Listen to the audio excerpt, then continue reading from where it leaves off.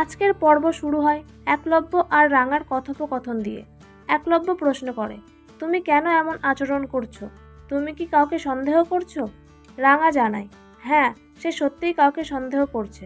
একলব্য বলে, বাইরের কেউ করলে তুমি ঘরের মধ্যে সন্দেহ কেন করছো? বড় বৌদি তো স্টেশনে ভিক্ষা করছিল, আহিরি তো হাসপাতালে ছিল, তাহলে কে? রাঙা তখন ইঙ্গিত করে তার নকল রাঙার দিকে।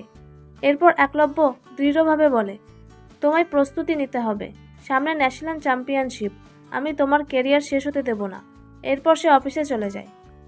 এদিকে রাঙার শাশুড়ি এসে তাকে জড়িয়ে কাঁদতে কাঁদতে বলে, তোর পিঠের অবস্থা দেখে আমি ভয় পেয়ে গিয়েছিলাম, অন্য কেউ হলে বাঁচত না। রাঙা তখন হাসতে হাসতে বলে, আমার হচ্ছে কই মাছের জান, আমি সহজে মরার না, আমার পরিবারকে আমি কিছু হতে দেব না। অন্যদিকে বৃন্দা, আহিরি আর ময়নার মধ্যে নতুন ষড়যন্ত্র শুরু হয়।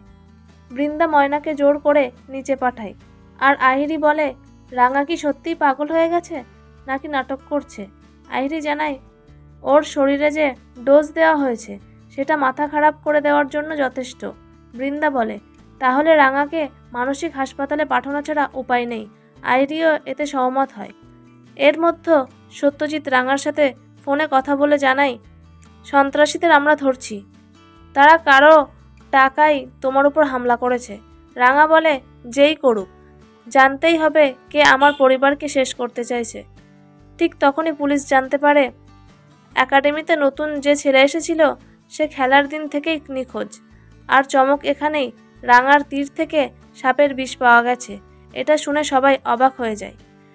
ভিডিওটি ভালো লাগলে লাইক করে দেবেন। এমনই সব ভিডিও পেতে চ্যানেলটি সাবস্ক্রাইব করে রাখবেন।